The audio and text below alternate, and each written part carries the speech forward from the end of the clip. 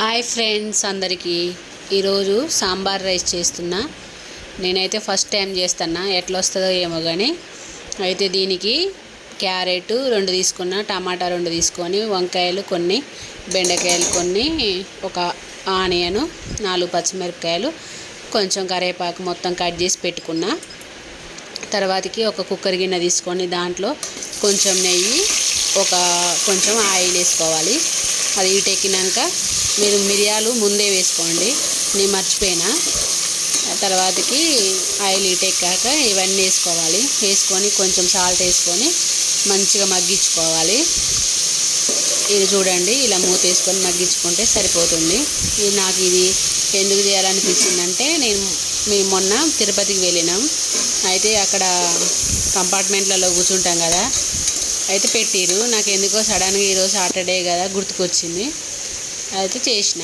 దీనికి ముందుగా ఒక నిమ్మకాయ సైజ్ అంతా చింతపండు నానబెట్టుకొని ఇలా చిక్కడి గుజ్జు తీసుకోవాలి.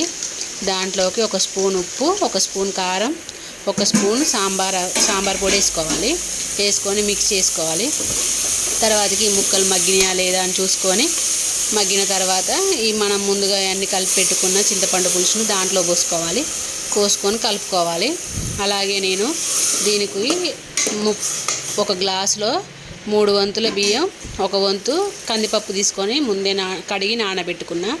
దాన్ని కూడా నానబెట్టిన వాటర్ తోటే దీంట్లోకి వేయాలి.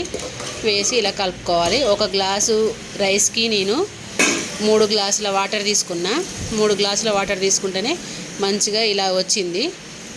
తర్వాతకి మూత కలుపుకొని కొంచెం మనకి సరిపడినంత ఉప్పు చూసుకోవాలి. ఇక్కడే మూత పెట్టుకున్న తర్వాత ఒక మీడియం ఫ్లేమ్లో పెట్టుకొని 3 విజిల్స్ వచ్చేంత వరకు దీన్ని ఉడికించుకోవాలి. చూడండి, విజిల్స్ వచ్చినాయి.